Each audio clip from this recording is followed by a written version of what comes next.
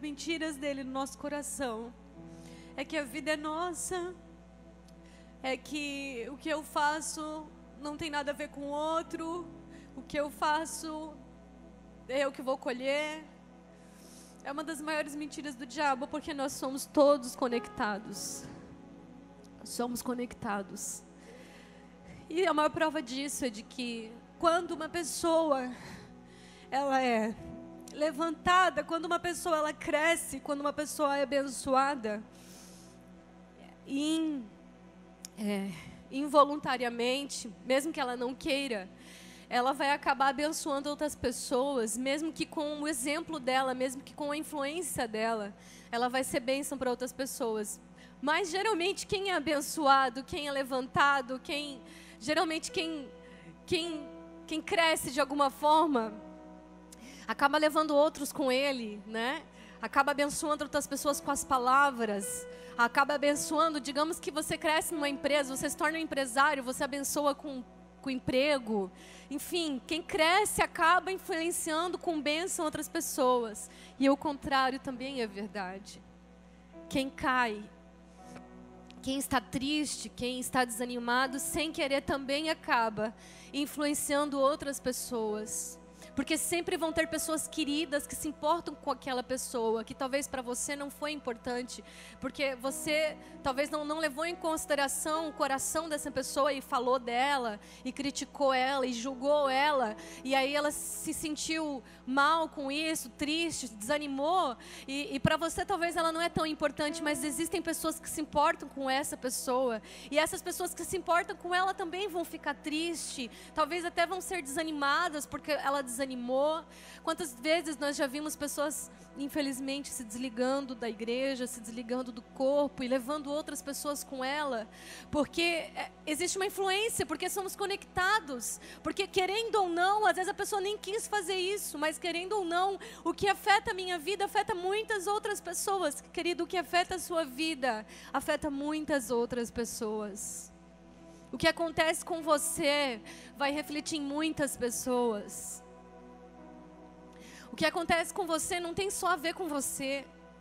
O que acontece com a pessoa que está do seu lado não tem só a ver com ela. Outras pessoas vão ser atingidas. Outras pessoas vão respingar disso que acontecer com ela.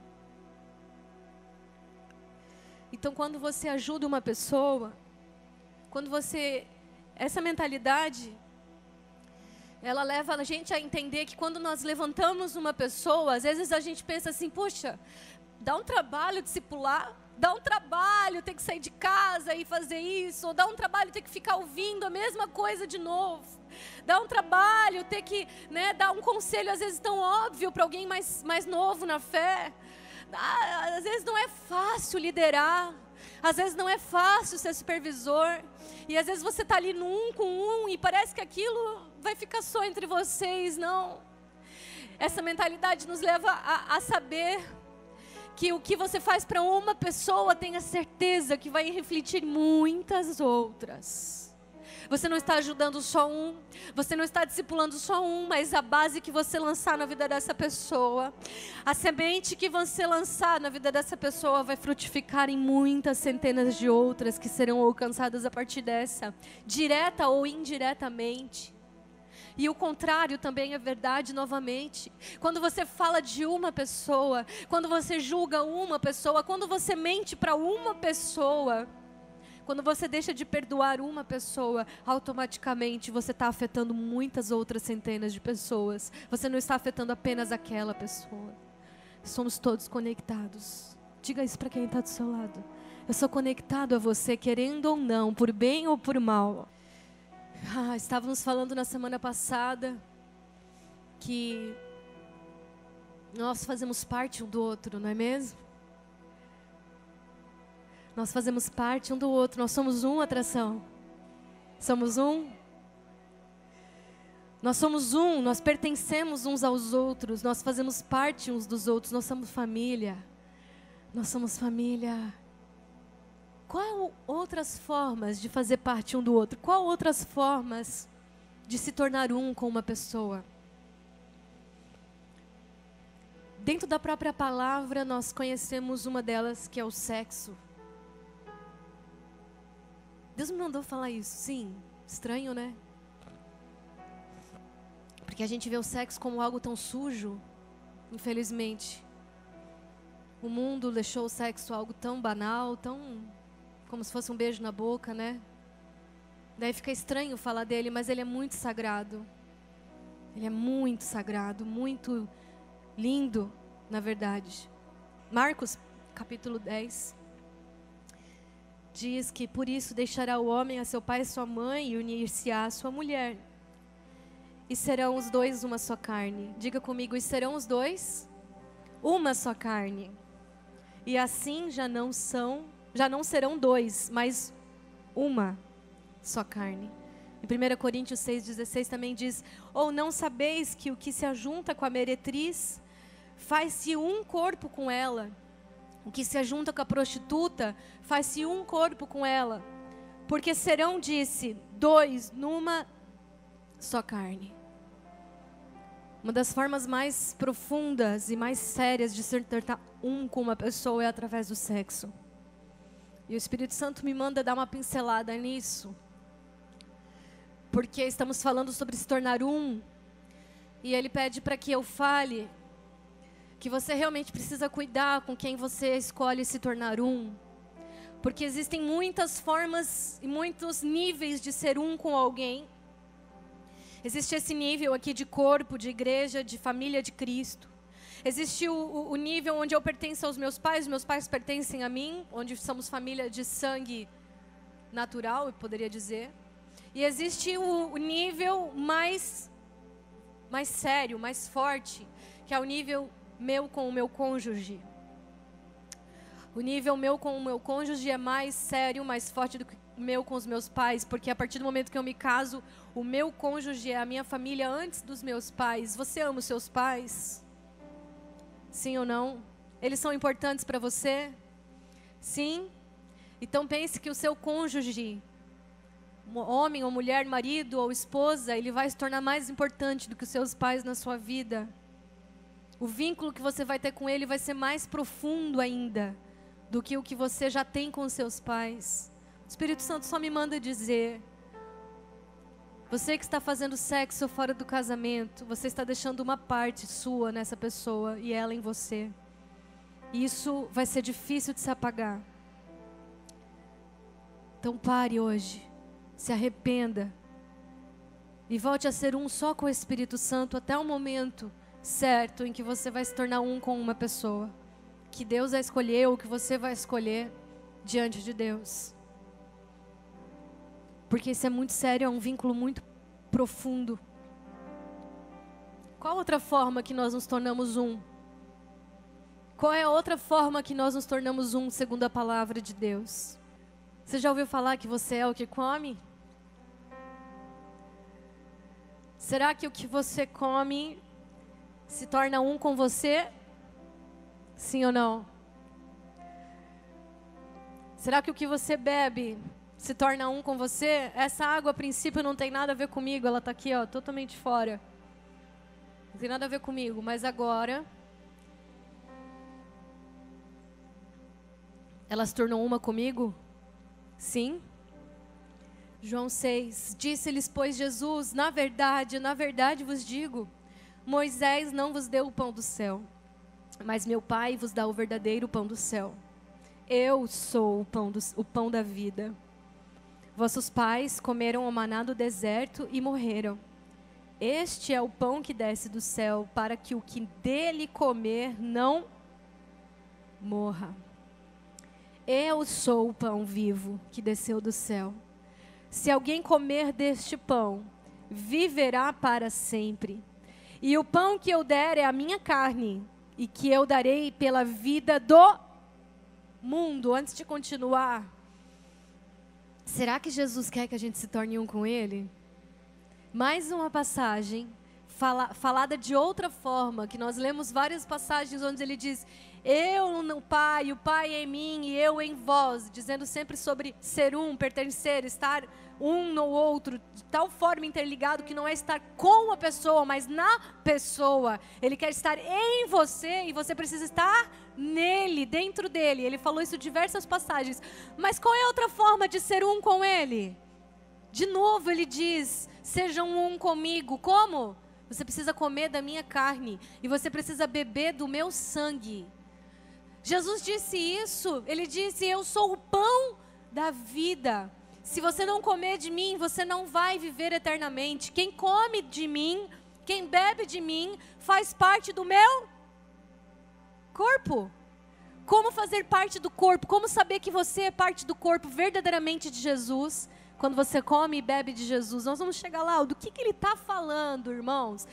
Sério, ele estava falando sobre pegar um pedaço da carne dele? Claro que não. Do que ele está falando? Vamos continuar? Jesus, pois, lhes disse, na verdade vos digo, que se não comerdes a carne do Filho do Homem e não beberdes o seu sangue, não tereis vida em vós mesmos.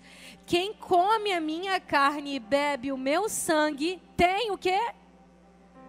E eu o ressuscitarei no último dia, porque a minha carne verdadeiramente é comida, e o meu sangue verdadeiramente é bebida.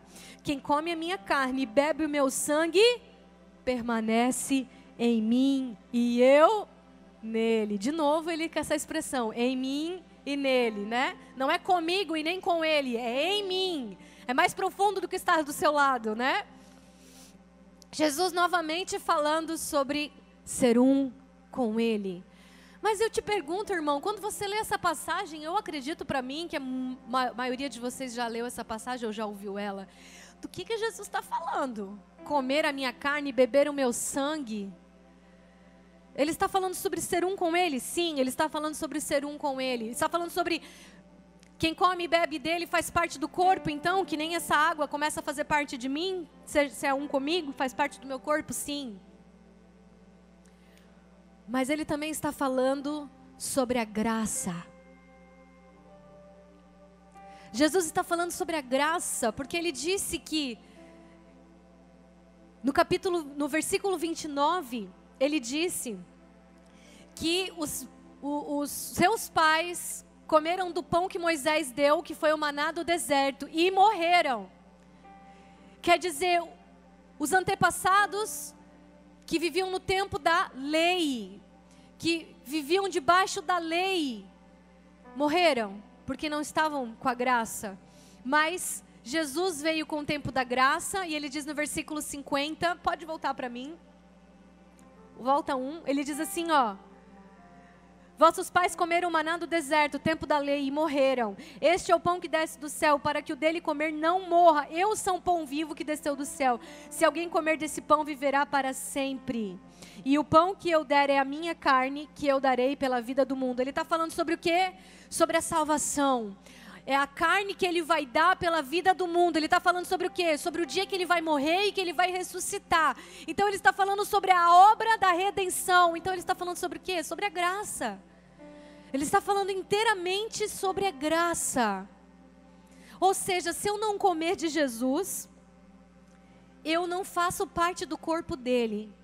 Se eu faço parte do corpo dele, quer dizer que eu como e bebo de Jesus, eu sou uma com ele. Então, se eu faço parte do corpo de Jesus, eu no mínimo me importo com os membros desse corpo. Porque esse aqui é o meu corpo, será que eu me importo com os membros do meu corpo? Será que eu me importo com a minha mão? Será que eu me importo com o meu dedinho, mindinho do pé? Se você faz parte do corpo, verdadeiramente come e bebe de Jesus, você automaticamente vai se importar com os membros desse corpo.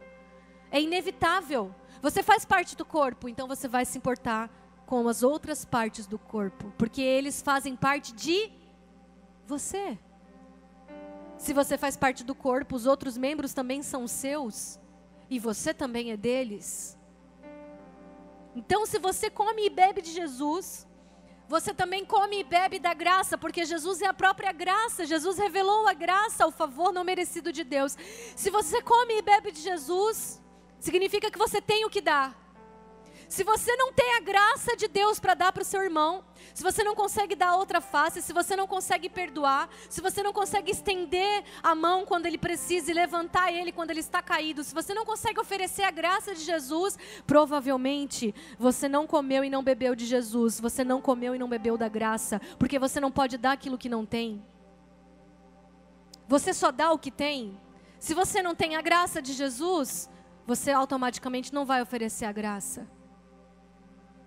Irmãos, quando você é cheio dele, é inevitável você amar. Quanto mais dele em você, mais amor, porque ele é o próprio amor. Quanto mais dele em você, mais você ama. Mais você ama. Quanto mais de Jesus em você, mais da graça dele em você, mais graça você consegue dar.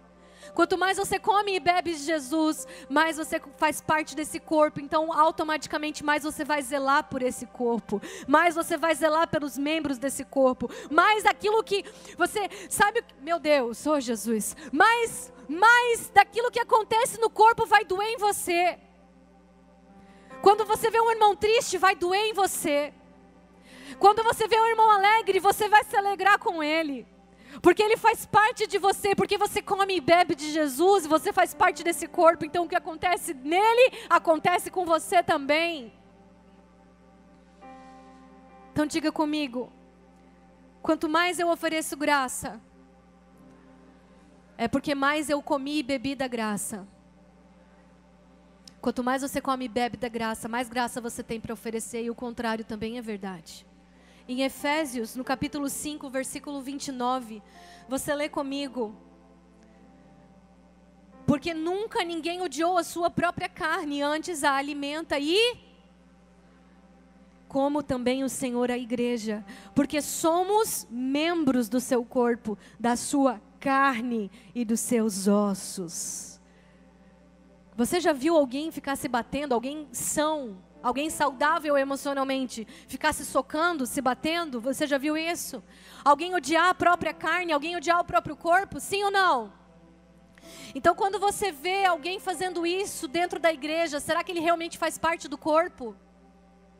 Quando você vê alguém falando mal do outro, quando você vê alguém julgando o outro, mentindo para o outro, sem se importar com essa pessoa, será que ele realmente faz parte do corpo? Porque quando você faz parte do corpo, o que acontece com os outros acontece com você. O que acontece com os outros dói em você. Ninguém jamais odiou a própria carne. Quando você faz parte do corpo, você zela pelo corpo. Diga isso comigo, quando eu faço parte do corpo, eu zelo pelo corpo. Então talvez, quando você vê alguém, ou quando você por acaso não está zelando pelo corpo, é bem provável que talvez você não está se alimentando de Jesus, mas das sementes do maligno, que ele planta sorrateiramente entre nós, e você está deixando de se alimentar por elas. Pelas palavras negativas, por mentiras, por fofocas, por julgamentos, por pensamentos negativos que vai sendo plantado dia após dia. Quanto menos você se alimenta de Jesus, automaticamente você continua com fome, mais você vai se alimentar daquilo que o diabo oferece.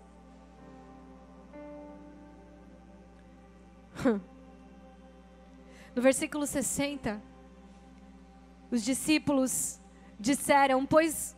Muitos dos seus discípulos, ouvindo isso, disseram: duro é este discurso, quem o pode ouvir?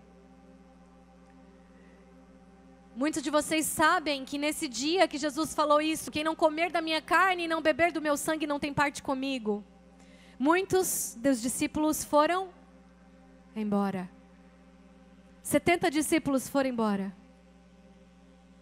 Ficaram quantos? 12. Sim ou não? Sabe por quê? Só esses 12 criam realmente que Jesus era o caminho. O que isso significa? Significa que quando você não consegue comer e beber de Jesus, quando você não consegue receber da sua graça, porque se você não sabia, receber da graça também é difícil. A graça é tão bonita, a gente fala dela, ela é tão florida. O favor não merecido de Deus, olha que coisa bonita. O favor não merecido de Deus. Mas é difícil comer e beber do sangue. Porque a graça, ela não fala só sobre liberdade em Cristo Jesus, mas ela fala sobre compromisso. Ela fala sobre aliança. E nós vamos ler um pouco mais adiante sobre isso. O que significa os 70 discípulos terem deixado e ficaram só 12? Significa que quando você não consegue ter comunhão com o corpo, se você não quiser beber e comer de Jesus, você automaticamente não vai fazer parte do corpo. Quando você não consegue ter comunhão com o corpo, quando você não consegue dar outra face, quando você não consegue perdoar, quando você não para de mentir, quando você não para de fofocar, quando você não para de julgar, inevitavelmente em algum momento você também vai abandonar Jesus. Porque quando você não consegue ter comunhão com o corpo, quando você não consegue viver em comunhão com o corpo, inevitavelmente você não vai conseguir ter comunhão com a cabeça.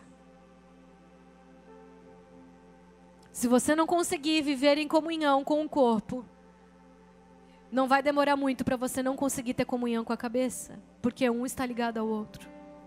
1 Coríntios, capítulo 9, nós lemos que Paulo diz, porque eu sendo livre para com todos, livre, ele disse, eu sou livre, você é livre? Essa é a graça nos fez livres. Ele disse, eu sou livre para com todos, mas eu me fiz de servo de todos para ganhar ainda mais. Não é porque você é livre que você não pode se fazer como seu irmão para ganhar o seu irmão. Não é porque você é livre que você faz do seu jeito. Não é porque você é livre que você faz quando você quer, do jeito que você quer, na hora que você quer. Não. Ele disse, sendo livre, eu me fiz de servo para com todos, para ganhar. Eu me fiz como judeu para os judeus, para ganhar os judeus, para que os que estão debaixo da lei, como se estivesse debaixo da lei, para ganhar os que estão debaixo da lei. Para os que estão sem lei, como se eu também estivesse sem lei. Não estando sem lei para com Deus, mas debaixo da lei de Cristo, para ganhar os que estão sem lei. Ele está dizendo aqui, ei, você não está mais no tempo da lei? Não, mas isso não quer dizer que você está sem lei na sua vida. Você só não está debaixo do tempo da lei, mas existe uma lei de Cristo regendo a sua vida. Quem come e bebe do meu sangue tem parte comigo. Existe uma aliança. Existe um compromisso. Aonde que eu quero chegar com isso? Ele continua dizendo, eu me fiz de fraco para os fracos, para ganhar os fracos. E eu me fiz de tudo para todos, para por todos os meios chegar a salvar alguns. E eu faço isso por causa do Evangelho, para ser também participante dele. Você faz parte do Evangelho? Você foi alcançado por Cristo Jesus? Foi mesmo, amado? Você realmente faz parte do corpo de Cristo? E deixa eu só te clarear, esse corpo de Cristo que eu estou me referindo é a igreja gloriosa que vai ser arrebatada nos últimos dias. Você faz parte dessa igreja que vai ser arrebatada, irmão? Você faz parte desse corpo, faz mesmo? Porque só se faz parte dele, participante desse evangelho, quando você se faz como um dos seus irmãos para ganhar o seu irmão. O seu irmão está fraco na fé? Não tem problema, se faça como um fraco, se passe por fraco para alcançar ele. Chega perto dele sem julgamento, chega perto dele sem apontar o dedo, chega perto dele sem querer ficar apontando os pecados. Ah, mas irmão, você fez isso, quer colher o quê? Tu está plantando isso, quer colher o quê? Não, não é assim que você chega perto de alguém que está passando por dificuldade. Você vai se fazer de fraco, você vai se colocar no lugar do seu irmão. Ele está dizendo, se coloque no lugar das pessoas, para alcançar as pessoas. E isso não é só para ganhar pessoas para Jesus, não. Isso é para conseguir viver em comunhão com o corpo. Quer conseguir viver em comunhão com o corpo? Quer ser um com as pessoas? Quer ser um com seu cônjuge? Quer? Começa a se colocar no lugar dele. Quer começar a entender o seu cônjuge? Começa a se colocar no lugar dele. Quer começar a entender o seu líder? Começa a se colocar no lugar dele. Quer começar a entender aquela pessoa que está te machucando? Começa a orar por ele. Comece a orar por essa pessoa. Deus tem me dado palavras muito poderosas sobre perdão. E nós ainda vamos ministrar sobre perdão, diretamente, especificamente sobre perdão. Porque Jesus deixou muito claro que nós não temos brecha para não perdoar. Mas eu vou te perguntar uma vez só e você vai me dizer bem forte. É fácil perdoar? Não, não é fácil perdoar. Ninguém consegue perdoar fácil. Uma coisa ou outra talvez, mas nem tudo. Então, se Jesus não deixou brecha, ele simplesmente disse 70 vezes 7. Eu perguntei, Jesus, mas como perdoar, Jesus, tantas vezes? Se não é fácil perdoar uma, como é que tu quer que eu perdoe 70 vezes 7, Jesus? E ele me disse como. Você quer saber? Quem quer saber? Vai começar uma série sobre perdão, você não pode faltar. Você não pode faltar, hein? Você vai ficar sabendo quando começar. Existe uma forma de perdoar através de Jesus, daí fica bem mais fácil. Glória a Deus. Sabe quando que é difícil você viver em comunhão com Jesus e com seus irmãos? Sabe quando que é difícil? Quando o seu coração ainda é religioso, está debaixo do tempo da lei, está debaixo de regras. Como assim, pastora? Nada a ver. Não tem a ver, deixa eu te explicar. Sabe quando que é difícil viver em comunhão com seus irmãos? Quando você precisa de regras ainda. Não, isso aqui eu não vou fazer porque é pecado. Mas pastor, isso aqui é pecado? Eu posso fazer? Meu Deus, como a gente ouve essas perguntas. Pastor, isso aqui é pecado? Eu não achei na Bíblia que isso aqui é pecado. Posso fazer? Essa pergunta do pode, não pode, meu irmão, ainda está no tempo da lei. Essa pergunta do posso ou não posso, até onde eu posso, está no tempo da lei, meu irmão. Regras, tempo da lei. Porque Jesus só deixou 2 mandamentos. Quando você vive debaixo do tempo da graça, come e bebe de Jesus, você se alimenta dele, quando ele é um em você, quanto mais dele em você, mais você quer amar. Quais são os 2 mandamentos? Quais são os 2 mandamentos? Amar a Deus e amar o que ele ama. Os 2 mandamentos são amar a Deus acima de todas as coisas e amar o que ele ama. Amar o meu próximo como a mim mesmo, ou amar o meu próximo como Jesus amou. Esses são os 2 mandamentos. Então, quando você está debaixo do tempo da lei, você fica no pode, não pode. Você fica no não está na Bíblia isso, então eu acho que eu posso fazer. A Bíblia não deixou claro que eu não posso fazer, então eu vou fazer. Mas a Bíblia deixou claro uma coisa, os 2 mandamentos, ela deixou bem claro. Se você ama a Deus, você vai amar o próximo, porque você vai amar o que ele ama. Se Deus entregou o seu único filho, Jesus, por amor de vidas, por amor de pessoas, e você diz que ama a Deus, será que você não vai zelar pelo que você faz e fala de pessoas? Então a questão não é o que eu posso ou não posso fazer. A questão é que eu preciso amar com toda a minha força, com todo o meu coração e com tudo que há em mim, as pessoas também, não só a Deus. Eu preciso amar o que Ele ama com toda a minha força. O que é importante para Ele é importante para mim. O que Ele entregou, o bem mais precioso dEle, eu também quero entregar a minha vida também. Amar o meu próximo é não escandalizar. Será que o que você quer fazer só porque não está na Bíblia vai escandalizar alguém? Cuidado. Amar o meu próximo é não julgar, é não mentir, é não matar com palavras. Porque o tempo da graça também dá para ser assassino, viu? Quando você mata com palavras. É não denegrir a imagem falando mal pelas costas. Amar o meu próximo é não roubar a alegria dele com picuinhas. É não machucar a autoestima. É dar suporte, é estender a mão, é levantar quando ele cair, é orar por ele, é perdoar, é dar outra face. Amar o meu próximo parece uma frase simples e só um mandamento, mas envolve tudo isso e muito mais que aqueles 3 pontinhos não caberiam falar. Amar o meu próximo. Você faz parte do corpo? Então comece a zelar por ele. Comece a zelar pela pessoa que está perto de você e pela pessoa que você não conhece.